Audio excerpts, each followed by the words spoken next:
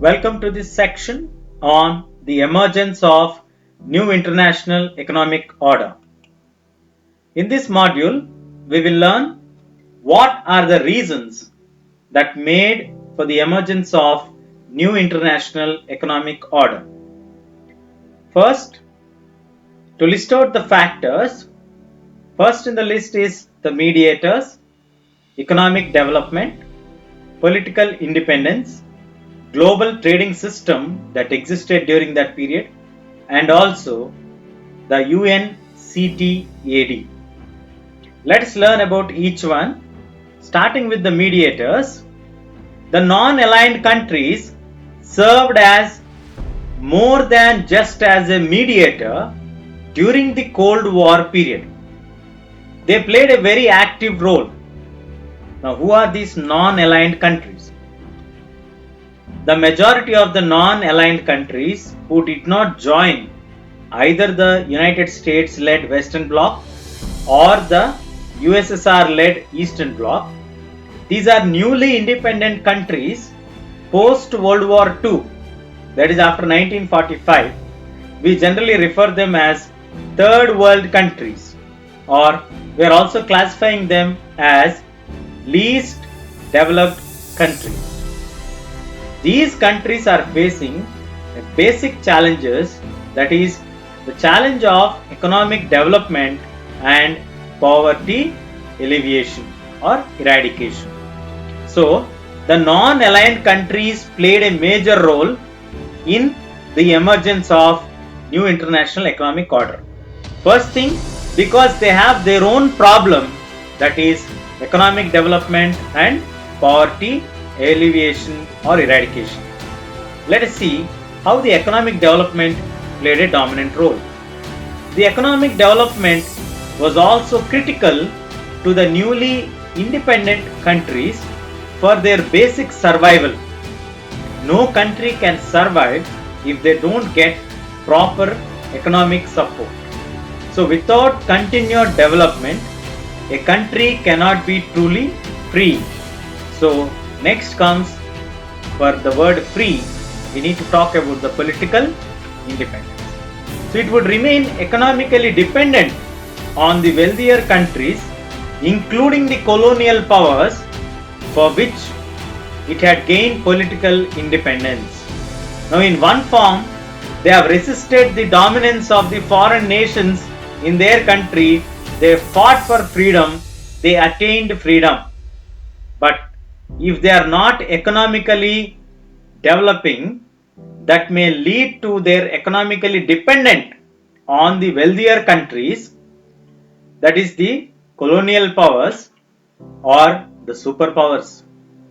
So this realization of the newly independent nations, after the situation, what they understood that economically they are not able to do well because of the existing global trading system, they started to demand for a new international economic order.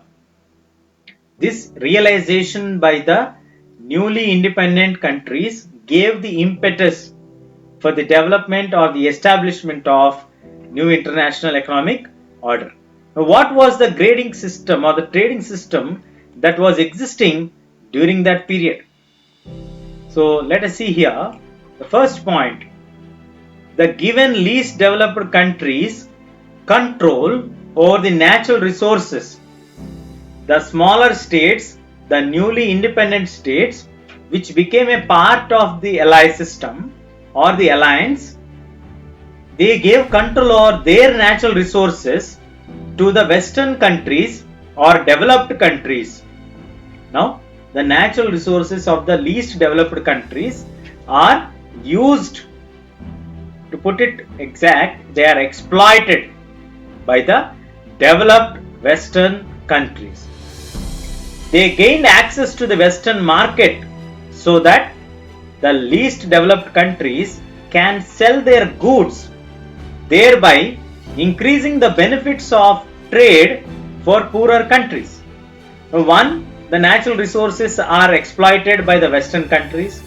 Two, they are given open access to the Western market so that they can bring their product here and earn more money due to the mutual trade benefit.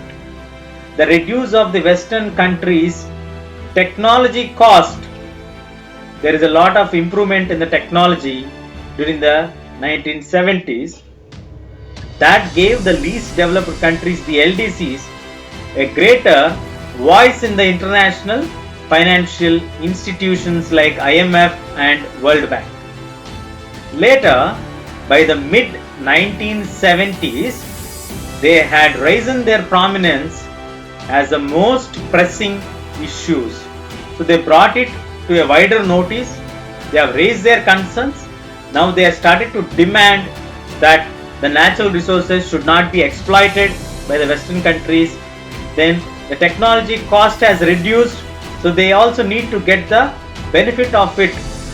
So they started to press their demands and raise it in the international forums and also international financial institutions.